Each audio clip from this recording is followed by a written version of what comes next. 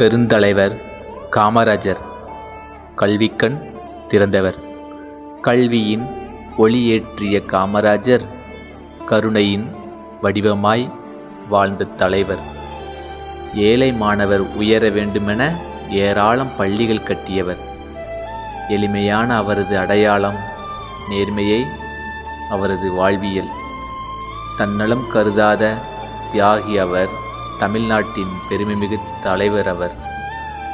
பசியால் வாடிய பிள்ளைகளுக்கு படிக்க வழி செய்த பெருந்தகை. அறிவின் தீபமேற்றிய காமராஜர் அவரின் உள்ளத்திலும் என்றும் வாழ்வார். கல்வி வளர்ந்தால் நாடு வளரும் என்ற எண்ணத்தை செயலால் நிரூபித்த மகத்தான தலைவர் காமராஜர்.